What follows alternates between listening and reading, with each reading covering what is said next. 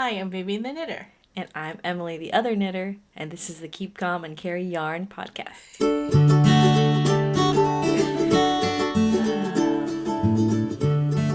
Welcome to episode 157 of Keep Calm and Carry Yarn.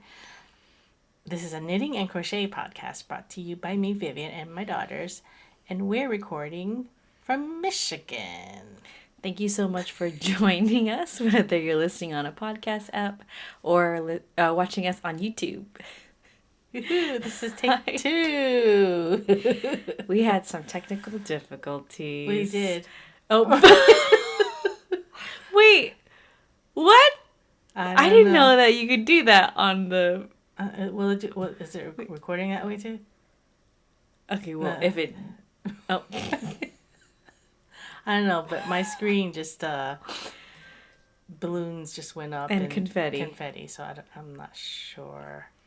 Well, if it didn't show up, if it didn't record, we didn't mean to make balloons and confetti. We are recording, right? We're recording. We are recording. Yeah, see, we're recording.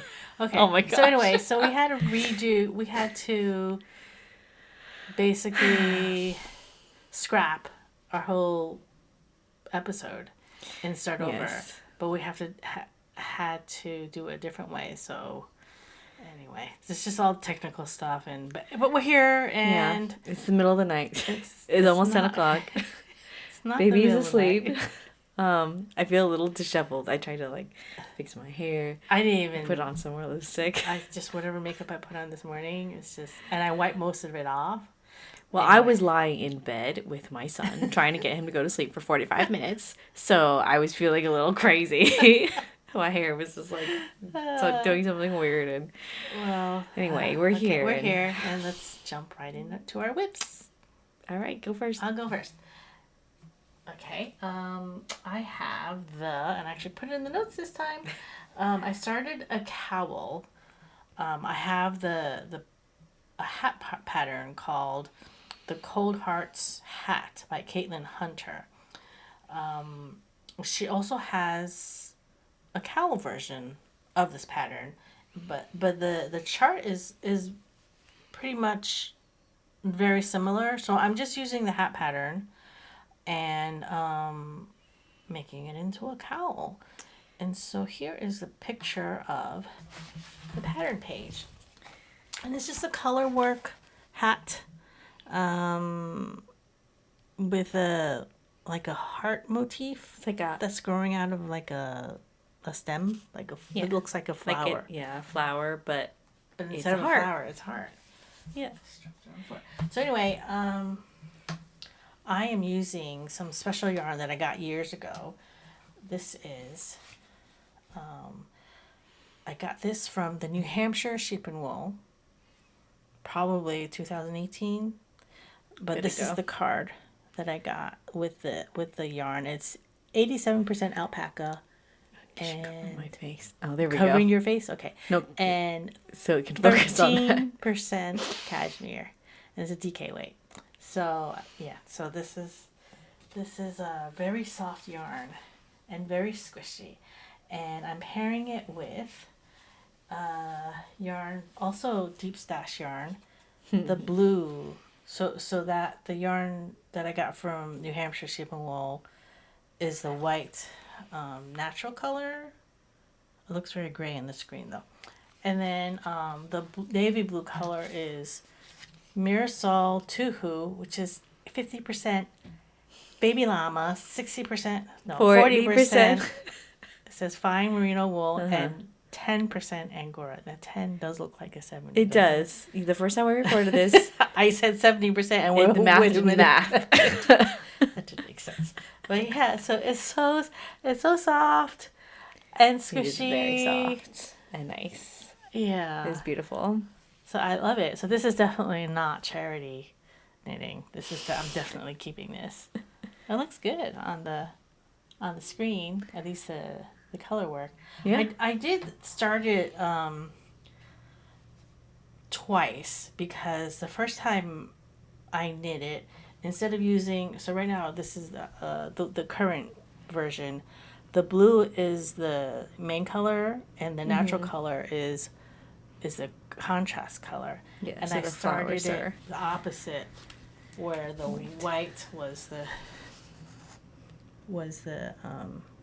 main color, and the blue was the contrast. I didn't like it Right. as much. I feel like, I don't know, it just didn't show up as well. And plus, I wanted more white than blue. I want to use up more of the. I do like a dark background for color work. Personally, I don't know. I can do both, but for this particular pattern, I wanted the dark in the background. It looks nice.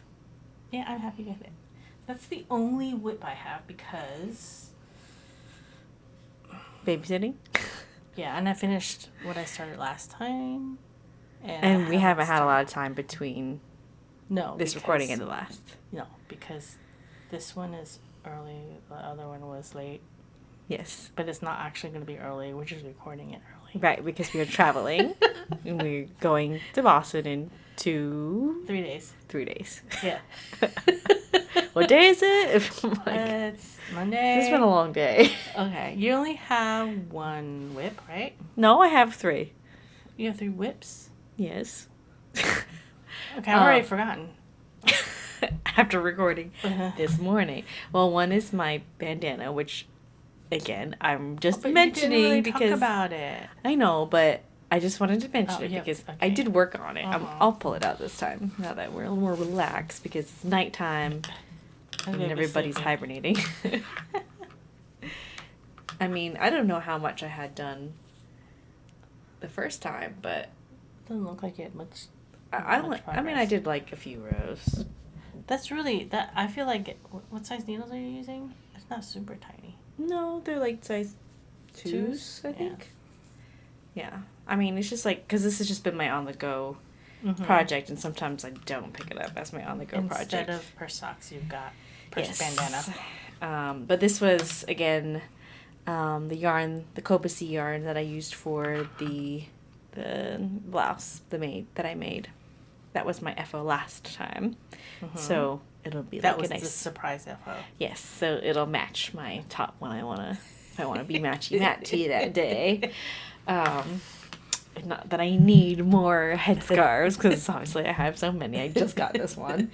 But one of my other whips is the Baby Bear sweater by Anna-Kathrin Stoll. And I have got a little bit of more... Oh, there we go. The snout. Yeah. So again, it's this bottom half is the bear face. And so right now it doesn't have eyes or ears. That'll be done later. But the snout is the tan color that I have as one of the main colors, since I have it striped. And I think it's gonna look really nice, because it's not, like I said last time, the contrast isn't too high between that and the white. Yeah. Yeah, and the white carries into the back. All the way around. Yes, this time you know. So when I say that, I was saying that if this were done in pieces, so I mentioned last time that it's in the round, but worked flat, going back and forth, because it's in Tarsha, right? But you turn at one of the edges where it changes from the snout. Yeah, the snout color to the face color, so that you only have to work with 2 balls, one of each color. So that's kind of nice. You don't have like more balls tangling up, because that does kind of drive me crazy. Because also, well, it drives me crazy because I'm not patient and I don't untangle things. Like, I just keep going and they just keep twisting and tangling, and it can be that lazy. definitely makes more sense. That because when you first were describing it, I thought the back was... You thought the back was still striped. Yeah. Oops. Sorry, just hit the microphone. A little too enthusiastic there. Yeah. Put it back to where it was. Okay. So yeah, that's that. Not a ton of progress, but it is exciting to get to like a new step. Will you be able to work on this on the airplane? Or is it you need your chart? Or not your chart, your instructions? I don't know. I feel like equally this one and my other whip are both kind of... But I may finish it soon because I have the sleeves on. What's this one called again? This is the Forest Berry Jacket by Helene Arnesen of Fable Knitwear. You know, it looks really good. Probably. In this unnatural light? The unnatural light. Yeah. Because in person it's so dark, especially. Yeah, inside. Yeah, inside. Inside so too. hot. Like I think if you were outside in the sun, you'd be able to see it a little bit better. But yeah, so I have. It's got a raglan sleeve, so I've done quite a bit of the sleeve decreases, and I've just started the shaping for it because it has a puff sleeve. So you do a bit of increases in the middle of the sleeve, while also decreasing for the raglan at the same time. Yeah. So that'll be interesting to see how it looks, because I've only ever done, I mean, I guess because I haven't up until recently done a lot of things with sleeves. But I mean, so I've made a few of these home front jumpers that have the puff sleeve at the shoulder specifically. Here's what the pattern page looks like. And that was done in separate pieces. Yawning. It's late. She's hiding behind the iPad, hiding her yawn. So, yeah. So the home front, it's seams. It's set in sleeve. So the I don't know. It's just a little bit more obvious about how you would make that puff, and like I'm wondering how it looks. I mean, it looks more like there's pleats involved. Yeah, I think because of just the nature of how it increases and decreases, instead of like the home front is more like what you would expect in a puff sleeve, in that it's gathered together as you sew it into the sleeve head, the shoulder head. So so I'm not sure whether or not I'm gonna love the puff construction. I don't think I'm gonna hate it or anything. I think well, it being a dark yarn, I don't think it'll be as noticeable that it looks almost pleated. Yeah, I was thinking of that too. You can really see that in the white of the pattern, the pattern. It almost like with, at least in that photo, with the way her arm is, it almost reminds me of like Epaulets? No, I was gonna say like the old like Renaissance era dresses that have or like Elizabethan era dresses where they had the slashes, or even menswear where they have the slashes in the sleeves and then the puff comes through, like the way that it's like it looks like an oblong, like white. Yeah, just the shape of the material that's like puffing out on her shoulder. Does that make sense? Yeah, I see what you're. Kind of reminds me of that. I think you're right. It'll look nice with the dark color. I mean, I'm glad I'm not working on that dark color. I mean, I gotta. Well, I have old eyes. You have young eyes, so it's fine. But you're always knitting in the dark. Like I'm always like, "Do you want more light?" And you're like, "No," and it's like, it's not dark. It's just not bright. But you know what? I remember when I was your age, and I always wanted like a lot of light, and then my mother-in-law would be, "Oh my gosh, it's giving me a headache." Oh, so now are you that now? Are you? No, it doesn't give me a headache, but I just like don't notice that I haven't turned on the lights yet. Like, well, I feel like your eyes are gonna get worse if you keep knitting like that. I'm not knitting on black yarn like you are, but so still, it's okay. well, no, I was gonna say that I feel like I have a lot of light colored tops and things, like upper, tops, cardigans, sweaters, whatever, that, and in reality I do like wearing darker colors quite a bit, so I've been trying to make more things that are dark colors, but I generally don't do that because the darker colors like aren't as fun, like buying those fabrics or yarns, or at least not to me. But anyway, I'm very happy with how it's going. I think I'm going to be finished with it soon because I've been enjoying it. You'll probably finish it while we're in Boston. Yeah, I think within the week. Yeah. Yeah. Okay. Those are my whips. Oh, the BuzzFeed quiz. I totally forgot about it. BuzzFeed quiz. BuzzFeed quiz. Did you take a picture of your result?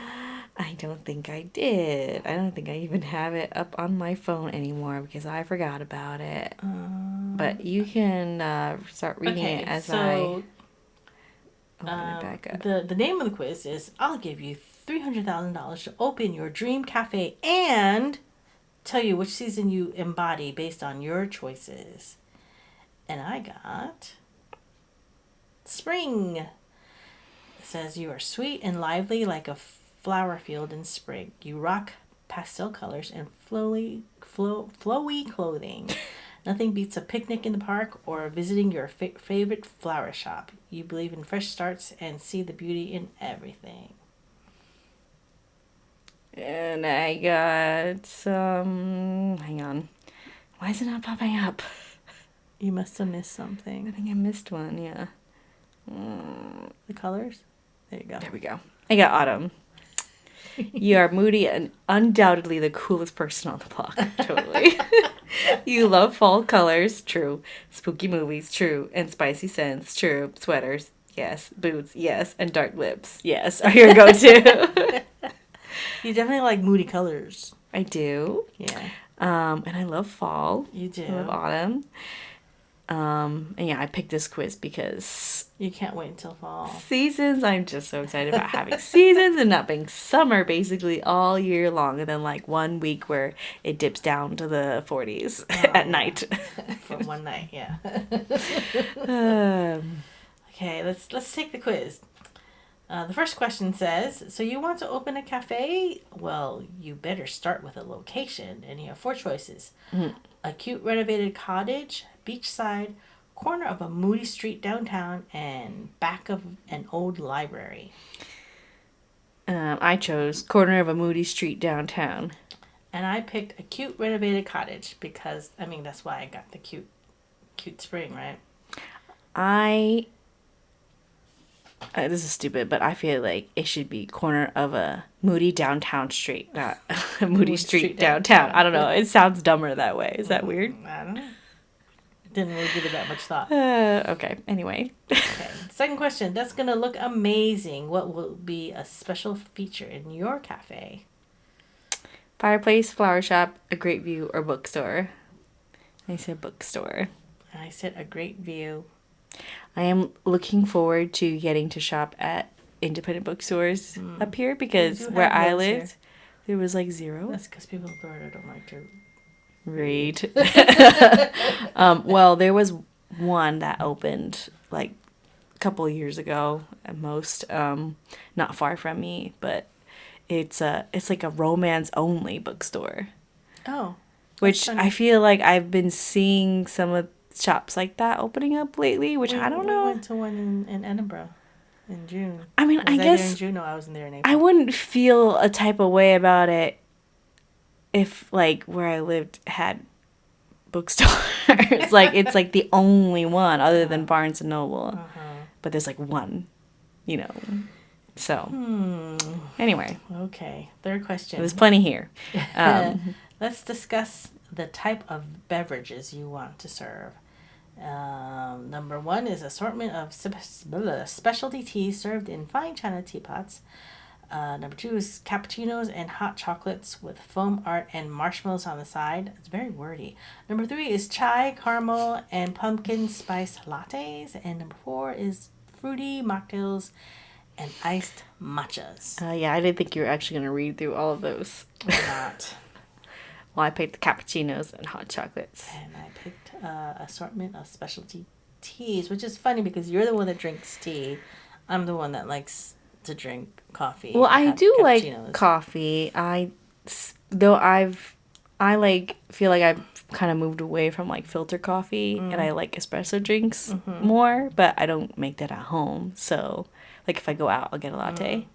But I also stopped drinking coffee so often because I was drinking a lot of caffeine because it was influenced by my husband, who's been drinking coffee since he was a literal child in Cuba. So, but then when I was pregnant, I was like, I should cut back. So I started drinking tea. Well, it's funny because because I have 4 children, and during those 4 pregnancies and during the time I was nursing all 4 of you guys, that's like 8 years worth of not having caffeine at all.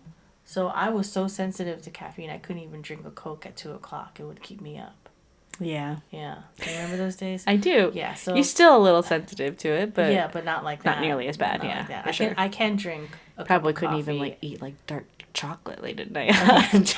Yeah. But now I can drink a cup of coffee. 2 o'clock is my cutoff. I can drink some coffee at 1 o'clock, and then after that, no more caffeine. Not even Coke, because I don't want to take the chance because I need my sleep. My cup's 4 or 5. Okay.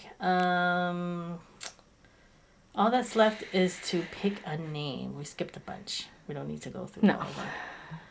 Moody Blues, Cinnamon Sugar, The Love Shack, and The Secret Garden. And we both picked Cinnamon Sugar, which I already know because it was the second time that we've recorded.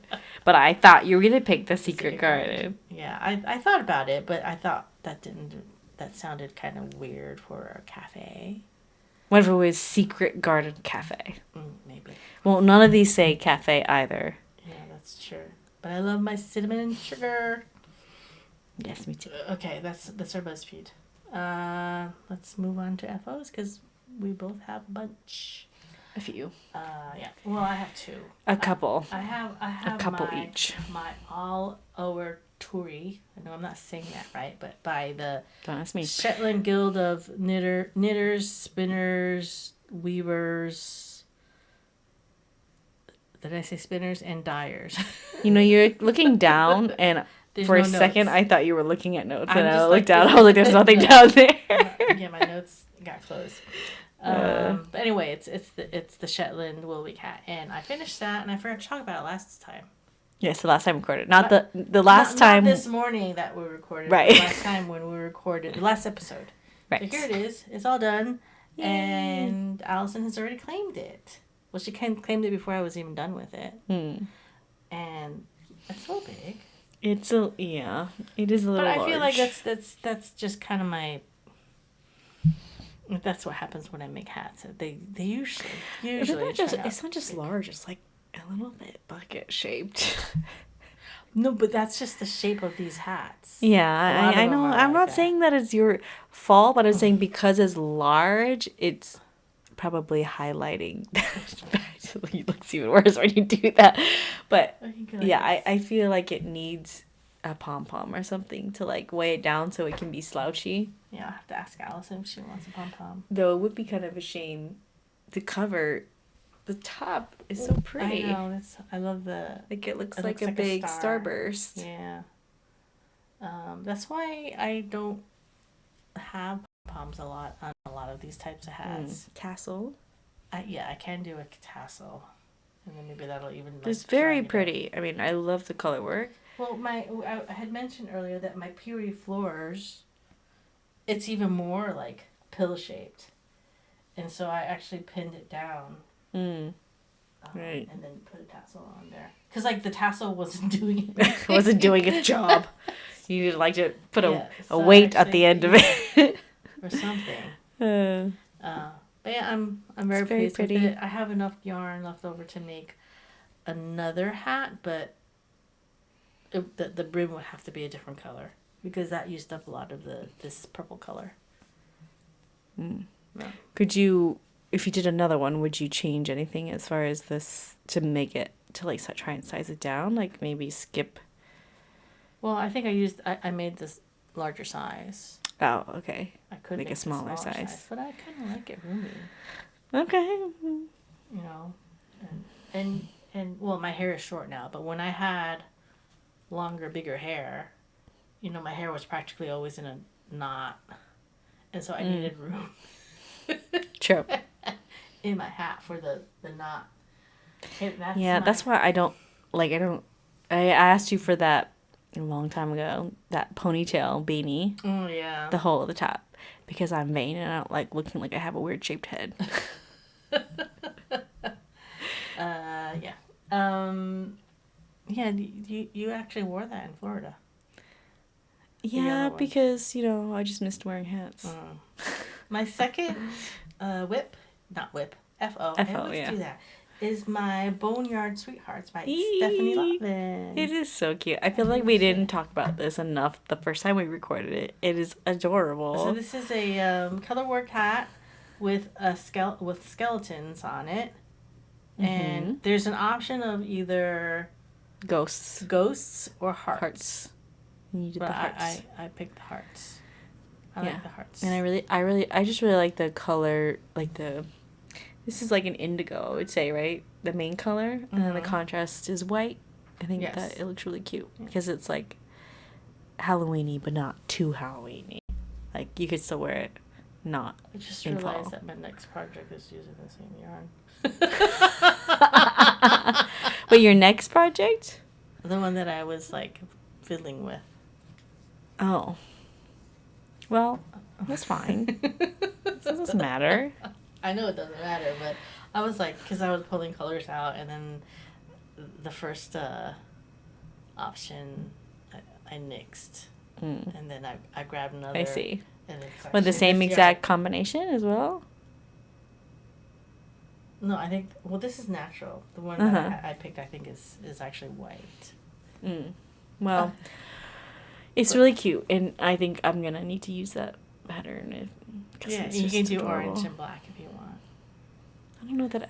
I think one of the samples in that, as you were showing me, is like green and orange, like a forest green and orange, maybe. And I thought that was really cute because it's like fall colors, but not like Halloween colors. Yeah. Oh yeah. Okay. So it's like the one she's talking about. It's like actually it's like a burgundy burgundy no, background. It's not. It's orange. Check your eyes. Look at it again. Look.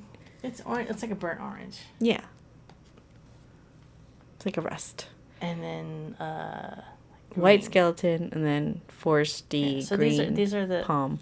Oops. Well, then it kind of just looks like a pumpkin because it's. Yeah. So that's the ghosts. It's really cute.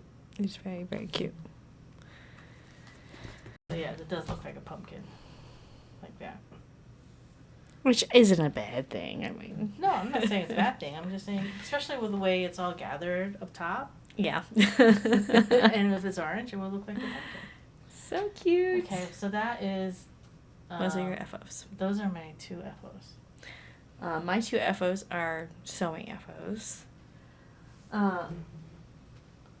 One is something that I also did not talk about the last episode. Yeah, because we had to cut it short.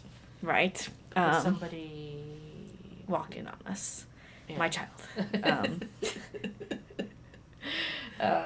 So I made this dress, which I'm calling my butterfly dress because it's like a really, really light lavender rayon with butterflies on it, which I got from Joann's. It's like a jacquard print. Yes.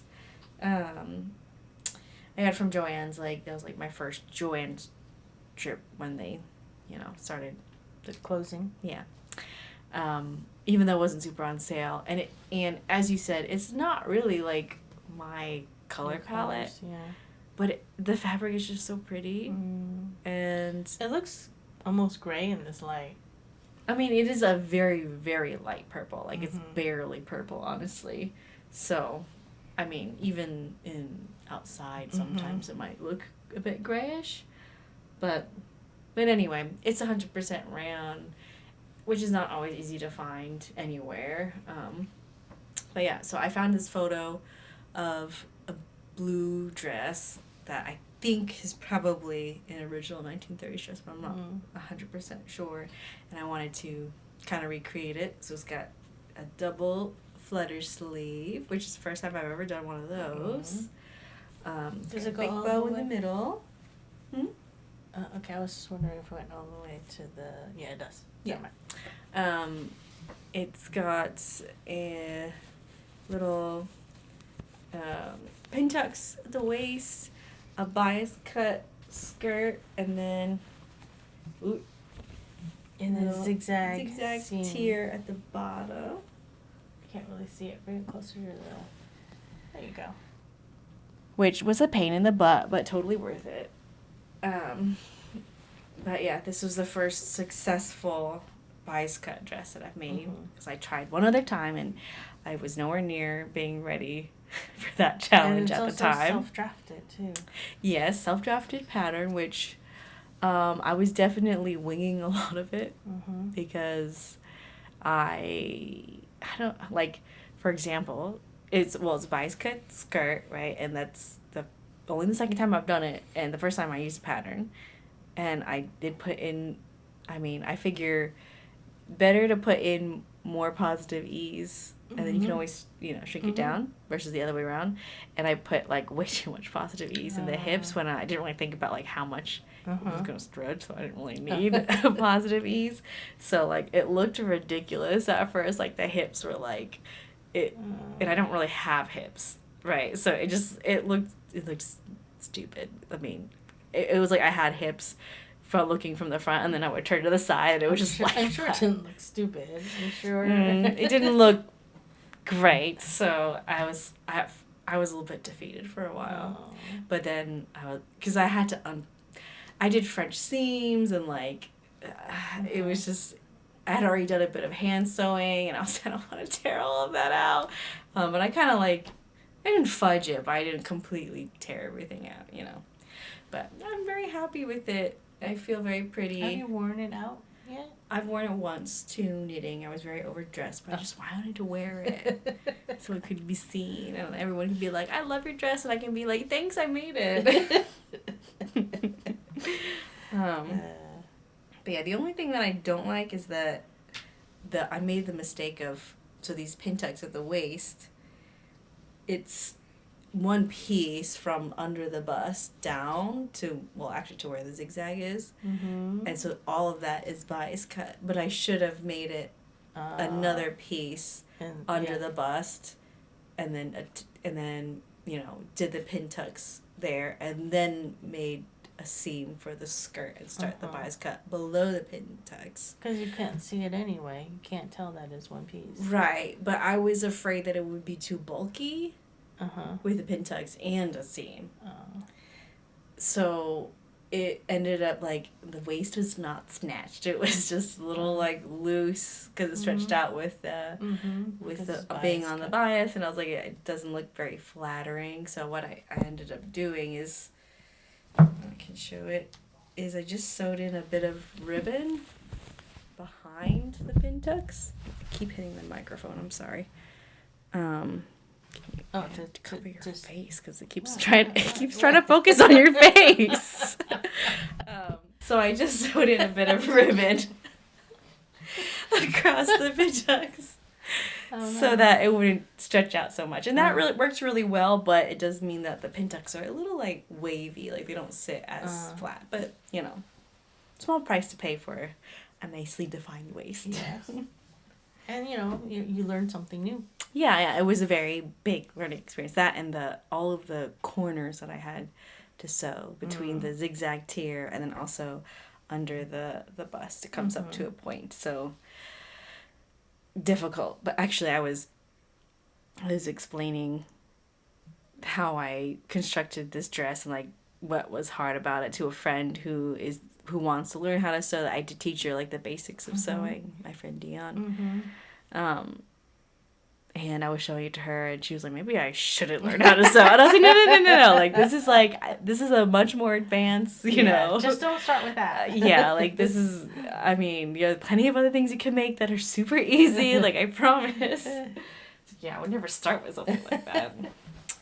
But my other FO, let me prepare this a little bit better, is a pair of overalls for Quentin for his birthday.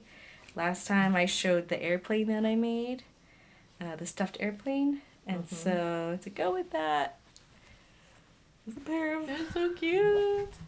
airplane overalls.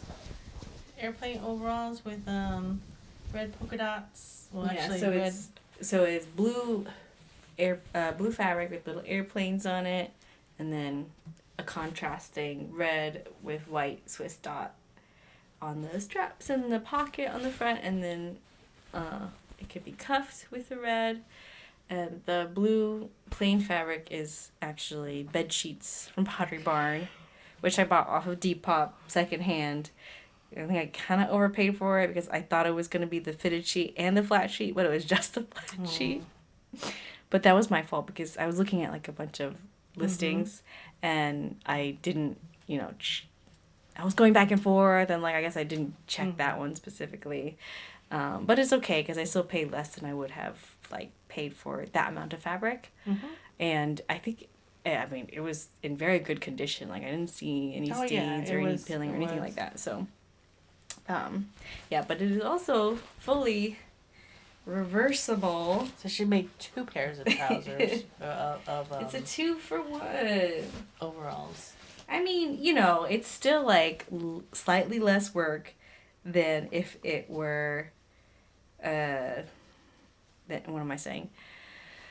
It's slightly less work than if I made 2 separate pairs because there's like you don't like if I did 2 different pairs I still need to do some sort of facing and stuff, So this is the other side.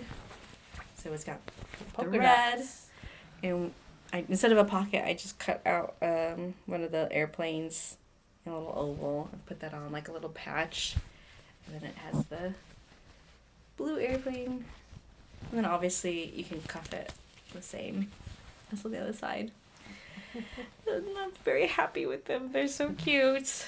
I think I could have made the straps a little bit longer, but I think I can either redo the straps or maybe make like a little removable connector piece, so that he can wear them a little bit longer. But they fit really well right now because I did make a pattern off of a pair of overalls that he has right now. And I think I might make another pair. I'll get to that in a second, but I also wanted to show my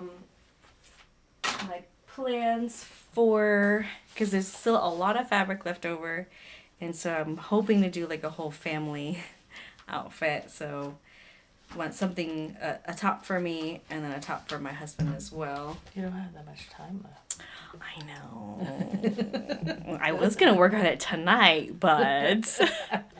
Sorry. So I made a few sketches to try and figure out what I wanted to make. So I think I'm going to just go a little bit simpler, and it'll be faster that way, and do a sleeveless top, which is the one on the bottom, with some vertical pin tucks, to try and make it a little less like airplanes, so that I can wear it again in the future and not feel so ridiculous. Oh, I'm sure. I'm sure even if you didn't do it, it would be fine. Yeah, I don't know. I guess because like also like like I like the vintage look, but I don't go in that too far. I don't go too far into that like pin-up-y, rockabilly type of look, which I feel like that is like very with like I don't know the colors and the kitschiness of the airplane print. Even though I do like kitschy things, but I don't know. Maybe I'm just being a snob. I don't know. But yeah, those are my FOs. No knitting FOs because I don't knit that fast, and it's only been like what, a week and a half, 2 weeks, or something like that since we last recorded. For us anyway. So I don't have any shop talk because I haven't been sewing. I haven't really been sewing since these guys have gotten here. We still have to figure out like a routine. Yeah, because the sewing room is dangerous, and you basically have to lock yourself away if Quentin's not sleeping. But I did hem 2 pairs of pants. I mean, it's not like I haven't sewn with him in my room before, but it's not easy, and it's... Yeah, because I want to play with the baby. And so, so we ran out of time last episode, but my Washington trip, I went to a yarn store. Where did I put all my stuff? Called the Applewood Yarn Barn. Ooh, it just Cover the faces so that it doesn't focus on us. We do not exist. There we go. And it's in Green Bluff, Washington, and it's actually a yarn store in a barn. It's on these people's farm property. They've got a field of cherry trees on one side and another field of something else, and there's like a big long driveway. We're like, oh, we're going to somebody's house. It was like odd, but they did have sign yarn barn this way. Okay. And so their house was actually like, we drove past their house to get to the yarn barn, and there was a porch on the barn or off the barn, and you can see.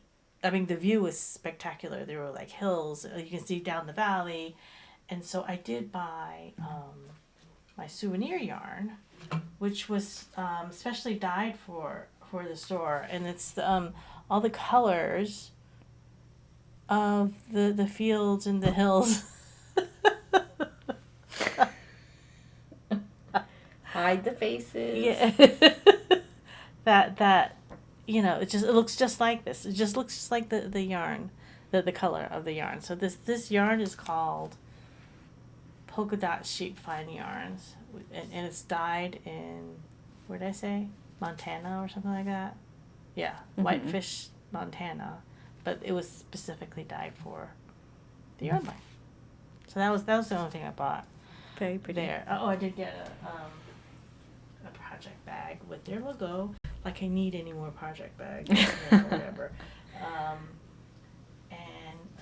And they have so I met the owner, Nettie Jensen, and she does a podcast on YouTube called Knitting in the NW.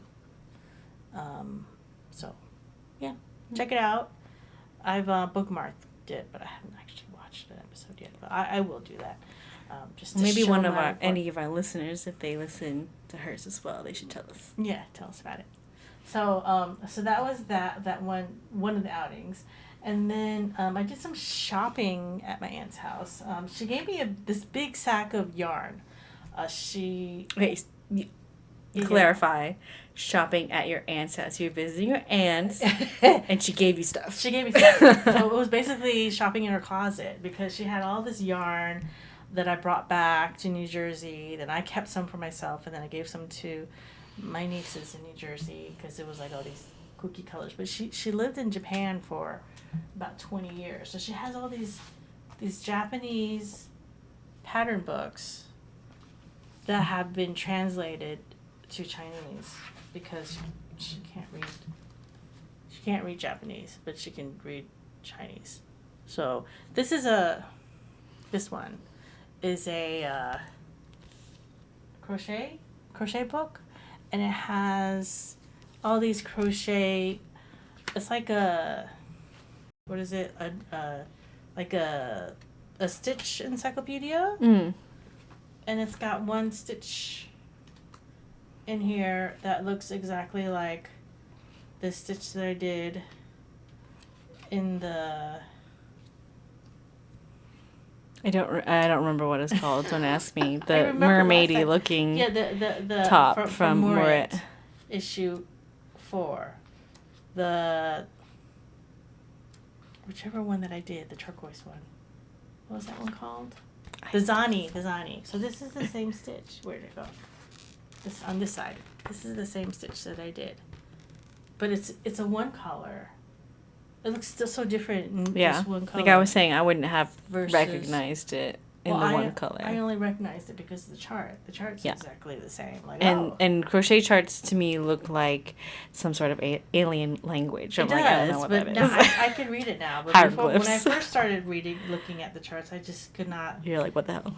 Yeah, I couldn't make heads or tails. But yeah, so there's this one. It has also the cutest illustrations. I mean, there's a bear, a squirrel, and a bunny, and they're That's a teapot. and a teapot, and a picnic. they're looking at, it looks like they're supposed to be looking at a pattern book, and on the back there is a little cat in a dress crocheting. I mean, just adorable. So this one's actually not translated to Chinese, but they have all these measurements and diagrams. So this one's actually knitting. And then the third book is, because I did look at it, because I can't remember which one was actually Vogue Japan, and that was translated. So let me look at this. Yeah, I might do some of these patterns, but I'm sure Allison will love that the crochet book. Yeah. So everything is charted. Heavily. It's pretty cool. I Nice. can barely read it. I mean, it's got words that I can understand, but not necessarily translate it into like knitting language in my head. So that's very cool. A cool thing. I also have some Yarny bits and bobs. Oh yeah, I didn't say that was Yarny Bits and Bobs. Oh, you didn't? I don't think I did. Did you? Okay. I don't know. So I recently, what do I start with? I recently went to Columbus to visit my friend from college just this weekend. Mm-hmm. And on my drive back up, I stopped in Findlay, Ohio at Jeffrey's Antique Gallery, which was like massive antique mall, like right off of the highway. Mm-hmm. And I tried very hard not to spend too much time there, but I was still there for like an hour and a half, and you were tracking my location. So she hasn't moved yet. But I mean, it was like an hour and a half, but that was me like rushing. I mean, like trying to look at things, but also trying to make quick decisions. Mm-hmm. And like, I did go back for a couple of things, which, well, one of the things that I went back for was a pair of antique or vintage sock blockers. They're wooden. The seller did not have any estimated date or anything. So I'm not 100% sure if they're antique or vintage, but I do think that they're at least vintage, at least very vintage, because just the shape of it, I looked, went online and looked at what some other older antique wooden sock blockers look like, and most of them had this kind of odd shape, like just very different from, I feel like, what you've seen now. The modern ones usually have like more rounded toes. Yeah, the toe is very pointy, and then also the foot is very curved as well. It looks like somebody's standing on point, wearing point shoes. With a very bad feet. Well, almost. I said almost. I didn't say exactly. Well, I had to say it, just, and they're very long. Yeah, for knee highs. I feel like also would point to it being older, because it would be very common to knit knee-high stockings and, tie a ribbon around the top of over your calf to keep them up, because, cool. Knitting for practicality. Yeah. Not necessarily just, cute socks. Yeah, I thought it was a really good find. Yeah, I really like it. It's cute. It was, well, everything was 15% off. It was like $39 for the pair, which I thought was not too bad. And I don't have any yet, so. Start your collection. Yes. But while I was in Columbus, I also went to a yarn and fabric, mostly fabric shop called So to Speak. Mm-hmm. So, to sew. And it was really cute. Really, really cute shop. Yeah. It's small, but like all of their fabrics just seem to be like very well chosen, such pretty colors and patterns, and I feel like you would have loved it. I was trying to find something for you. Like I wanted to get you something, but there were just so many choices. I was like, I can't. And there wasn't really anything that was like really obvious, like something like I didn't notice anything. But there were so many patterns, so it was kind of hard to like to focus on everyone. But I got a couple of Goodnight Moon patterns from the illustrations from the book, So it's so cute. Hiding from the hiding from the camera's focus, yes. So one is like the orangey color, and it's got the old lady whispering hush. The mama rabbit who is knitting. So that is that makes this more of a yarny bit or bob because it's fabric and not yarn. And the cats, which Quentin, when we read Goodnight Moon, his favorite thing is the cats. Yes. And he will try and skip any page that doesn't have the cats on them. So he'll love that. And then there's also the balloons, the red balloon. Oh, this is Cloud 9 too. Certified organic cotton. So super cute. And then I got some black rayon with just cute little white and blue floral. Yeah, like a slightly more ditzy scattered floral for a blouse. Because again, I'm trying to make more dark tops because I keep making light colored tops. And then I just got some mustard yellow lining fabric for some wool pants using wool from the stash that you brought home. Yeah. From your aunt. From Japanese wool fabric that I got from my aunt. Which I was very happy when I learned that you brought it home, even though you forgot to tell me that you were bringing it home. And I was like, because I was on the phone with you, and I was like, I want to make wool pants for when I move for the winter, but wool's so expensive, and I don't want to be spending money right now. And you're like, what do you mean? Well, suitcase full of fabrics. But I'm trying to do, so I mean, hopefully I'll have a lot of things to talk about like by the next episode, because I'm trying to do, as much sewing and knitting as I can before school starts. So you have a month. Yeah, which is not a lot of time, really, especially when you have a little one running around. Yeah.